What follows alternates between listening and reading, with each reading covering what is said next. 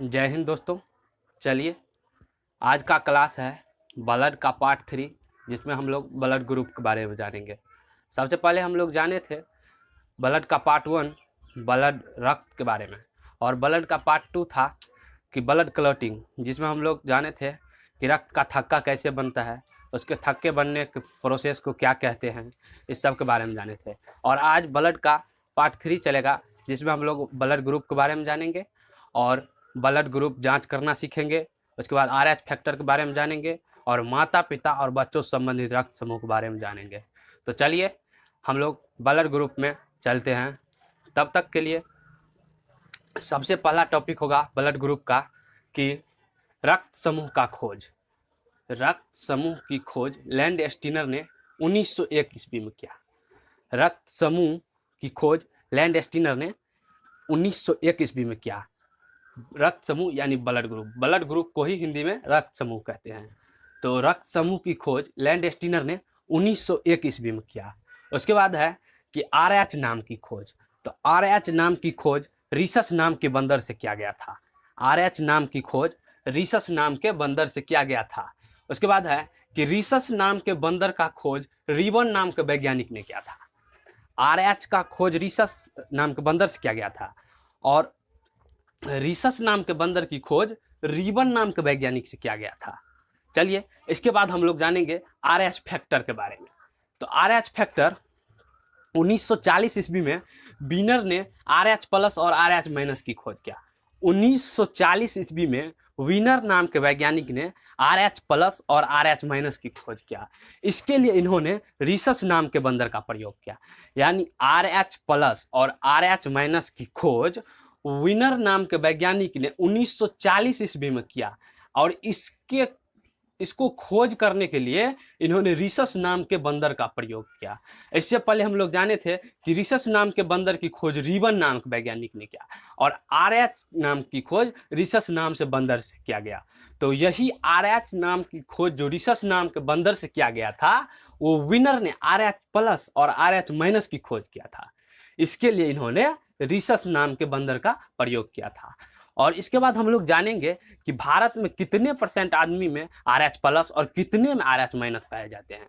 तो दोस्तों भारत में 95% आदमियों में RH माइनस पाया जाता है और 5%, मात्र 5% आदमी में RH प्लस पाया जाता है। यहाँ पे लिखा हुआ है कि भारत में 95% आदमी में RH माइनस और 5% आदमी में RH प्लस पाया जाता है। चलिए इतना आप लोग समझ गए होंगे, अच्छे तरीके से आप लोग इतना समझ गए होंगे। इसके बाद है कि रक्त के अध्ययन को क्या कहते हैं। तो रक्त के अध्ययन को हिमेटोलॉजी कहते हैं। रक्त के अध्ययन को हिमेटोलॉजी कहते हैं। यहाँ पे दिया हुआ है कि रक्त के अध्ययन को हिमेटोलॉजी कहते हैं। इसके बाद हम लोग जानेंगे कि ब्लड ग्रुप को जांच करना सीखेंगे। इसके बाद ब्लड ग्रुप की जांच करना, रक्त की बूंद की आकृति दिया हुआ है और जब ब्लड ग्रुप जांच करवाते हैं तो उसमें क्या क्या क्या प्रोसेस होता है उसके बारे में हम लोग जानेंगे आज। और किस प्रकार की आकृति रहती है तो वो लोग समझ जाता है कि ब्लड ग्रुप क्या है। तो चलिए इसके बारे में हम लोग विस्तार से जानते हैं। तो आप लोग जब देखते होइएगा कि जब ब्लड ग्रुप जांच करवाने जाते होइएगा तो सबसे पहले थोड़ा ब्लड लिया जाता है और उस ब्लड को एक कांच की टुकड़ा पे रखा जाता है। मान लीजिए ये कांच की टुकड़ा है, इस पे ब्लड की बूंद को रखा गया। ये ब्लड की बूंद है, ये है कांच की टुकड़ा।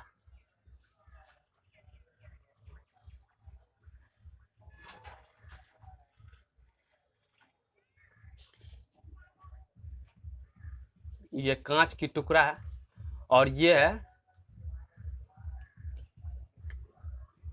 रक्त का बूंद। देखिए आप लोग अच्छे से समझिएगा, ध्यान दीजिए। ये एक कांच की छोटा सा टुकड़ा पे ब्लड की बूंद को रखा जाता है और इस ब्लड के बूंद में थोड़ा खट्टा और अम्लीय पदार्थ मिलाया जाता है। खट्टा और अम्लीय पदार्थ, मान लीजिए कि ये खट्टा और अम्लीय पदार्थ है।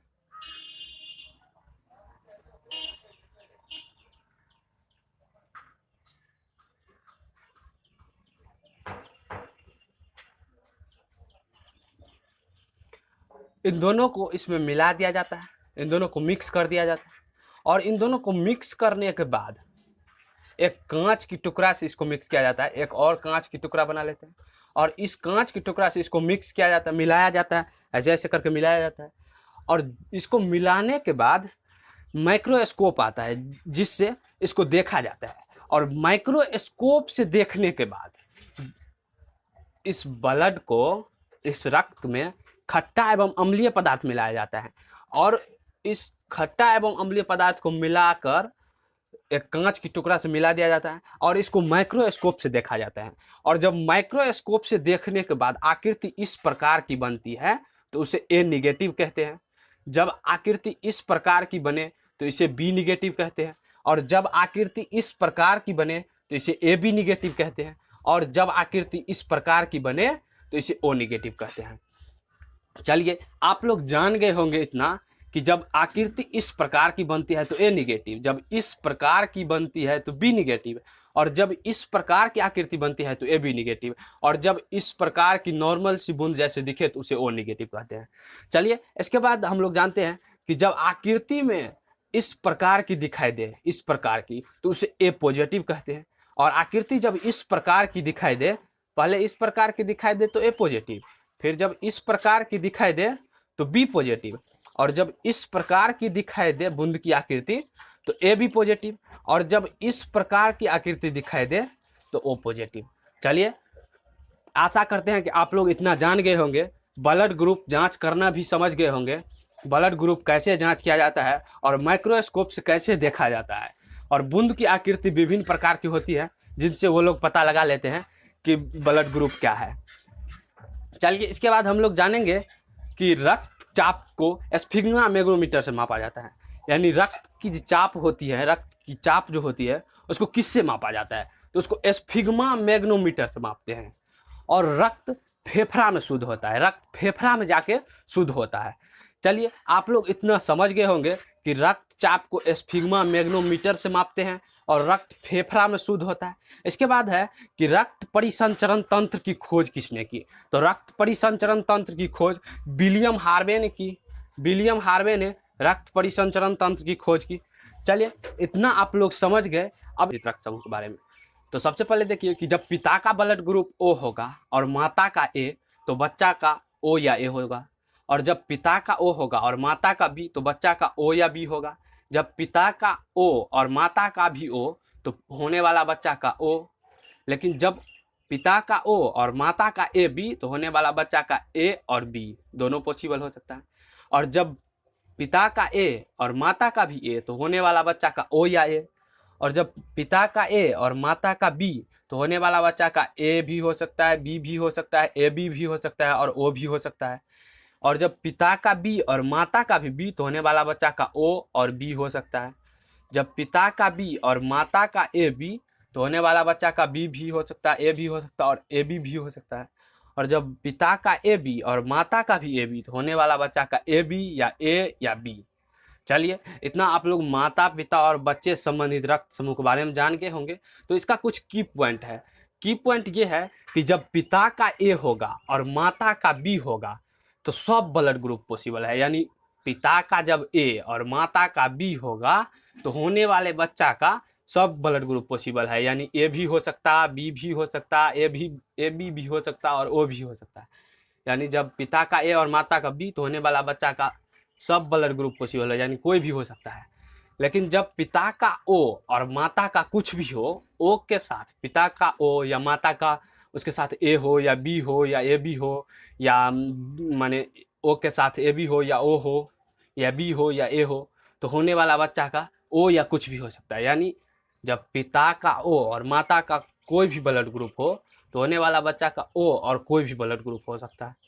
लेकिन जब पिता का ओ और माता का ए बी हो, तो कभी एक साथ नहीं होगा। यानी जब पिता का ओ और माता का ए बी हो, तो ओ या ए बी नहीं होगा बच्चा का, उसको छोड़ के दूसरा चीज कोई हो सकता है। जब पिता का ओ होगा और माता का ए बी होगा, तो ओ या ए बी बच्चा का नहीं होगा। ब्लड ग्रुप इसका ए हो सकता है, ब्लड ग्रुप इसका बी हो सकता है, लेकिन ब्लड ग्रुप ओ और ब्लड ग्रुप ए बी नहीं होगा। और जब दोनों का सेम सेम रहता है, जब पिता का भी सेम हो और माता का भी सेम हो, दोनों का सेम सेम रहता है, तो होने वाला बच्चा का या तो ब्लड ग्रुप ओ होगा या तो सेम होगा, जो पिता या माता का रहेगा वही होगा। चलिए, आप लोग इतना माता पिता और बच्चे से संबंधित रक्त समूह के बारे में जान गए होंगे। इसके बाद हम लोग जानते हैं कि बॉम्बे ग्रुप के बारे में। तो बॉम्बे ग्रुप के बारे में हम लोग सबसे पहले ये जानेंगे कि इसकी खोज 1952 में एनजी बैंडेज ने किया था। बॉम्बे ग्रुप रक्त समूह है एक, जिसकी खोज एनजी बैंडेज ने 1952 ईस्वी में एनजी बैंडेज ने किया था।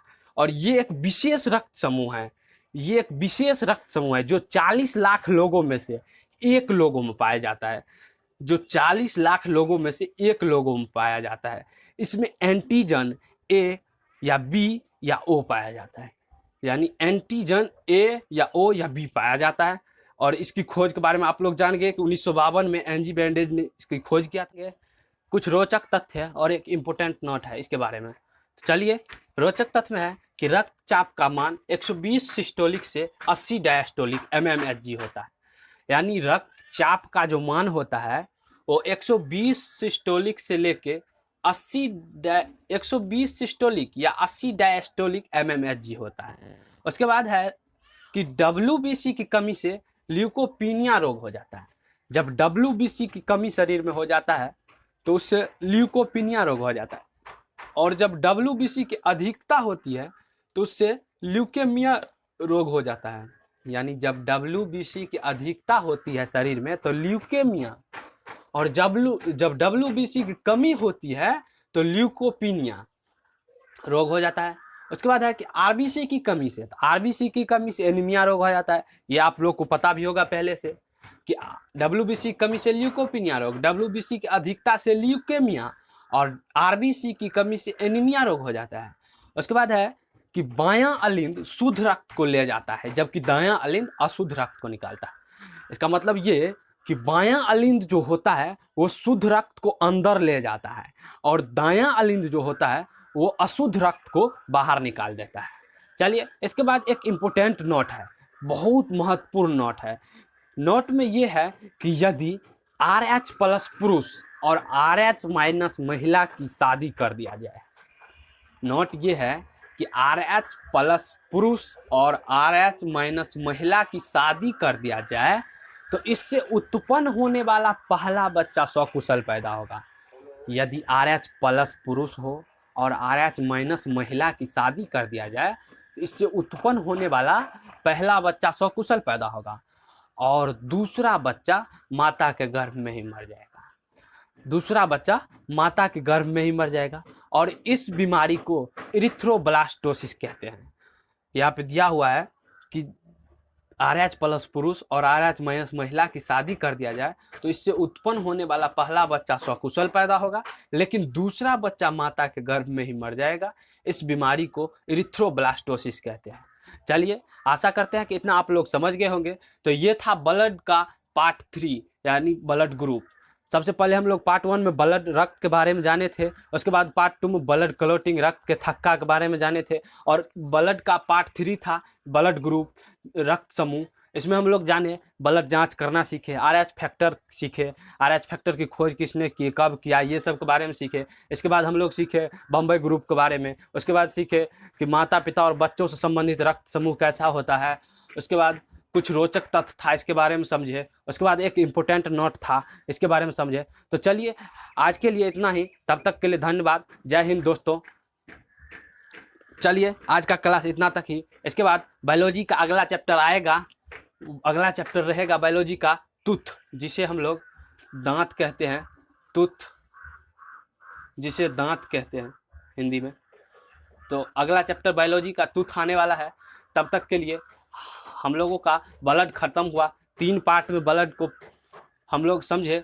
पहला में था ब्लड रक्त के बारे में, उसके बाद दूसरा में था ब्लड क्लॉटिंग रक्त के थक्का के बारे में, और इसके बाद तीसरा पार्ट था ब्लड ग्रुप। चलिए, तब तक के लिए जय हिंद, जय